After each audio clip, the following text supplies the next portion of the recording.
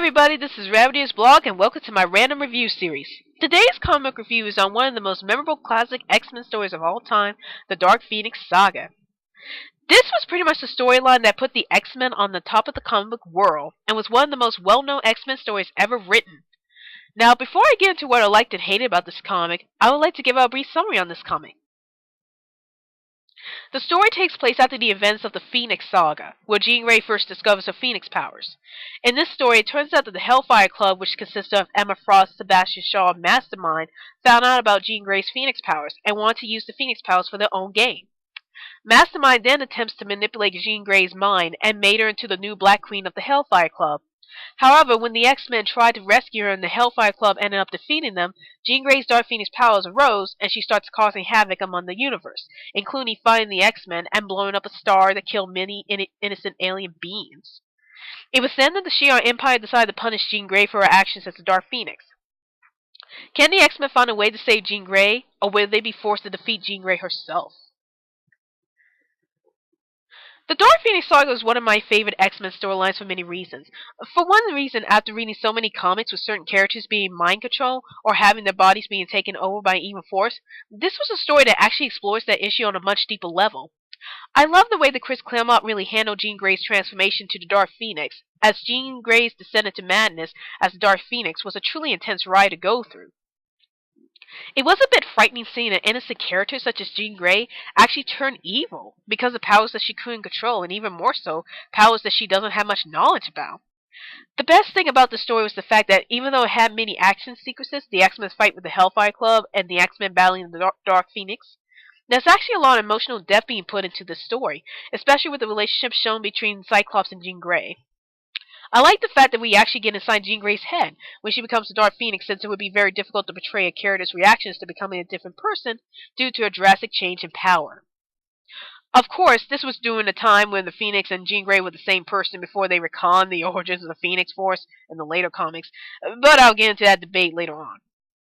Anyway, seeing how Jean Grey reacted to having such dangerous powers really gave the story much more depth, and we the readers were able to sympathize with Jean Grey's situation and what she had to go through during this ordeal. What I love best about this story was about the story trying to put the emotional depth to the situation is the other X-Men's reactions to Jean Grey's transformation to the Dark Phoenix. I found this to be a great topic of discussion about what the other X-Men should do in this situation. Should they save Jean Grey, or should they defeat her? The X-Men obviously care about Jean Grey, and seeing them hesitate with the duty of defeating her in order to save the universe from the wrath of the Dark Phoenix was very well done, and I found myself really sympathizing with the other X-Men's ordeal and the possibility that they would have to kill their dearest friend just to save the universe.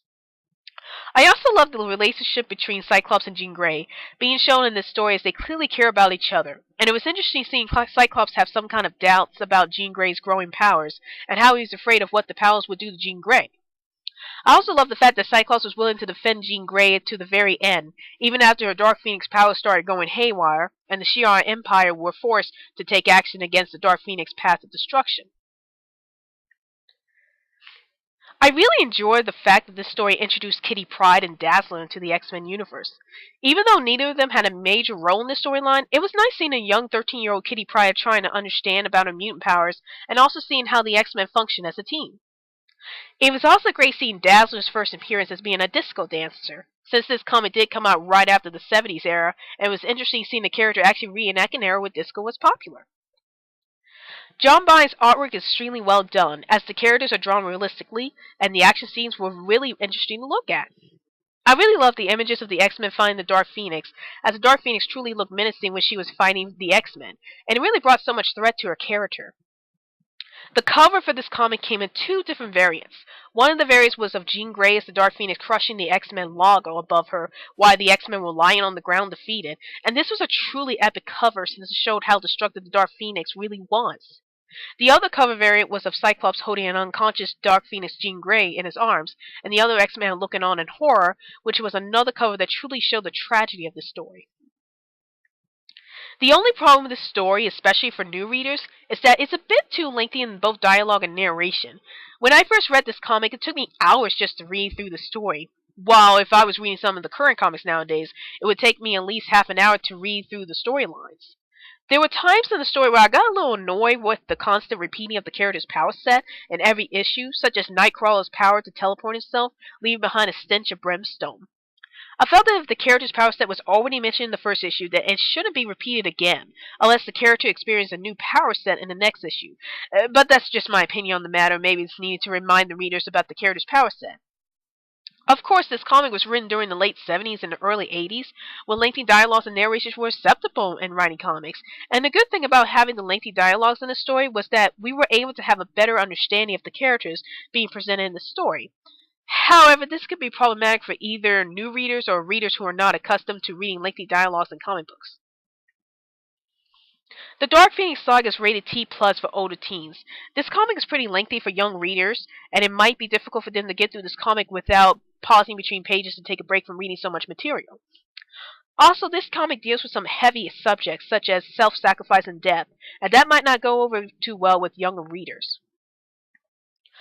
Overall, I give X-Men The Dark Phoenix Saga a perfect score of a 5 out of 5. This was essentially one of the best X-Men stories out there, and it really defined the more adventurous side of the X-Men team. The characterizations of the characters were done so well that I found myself really immersed with the characters' situations and how they handled them. I also love the relationships between the characters, and the story did a fantastic job of showcasing how strong the X-Men's friendship with each other really was when it came to Jean Grey's transformation to the Dark Phoenix.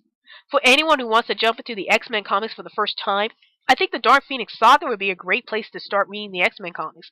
Of course, reading Chris Claremont's run in the X-Men during the 70s is also a great starting place to read the X-Men series. However, this can vary depending on who you ask for recommendations.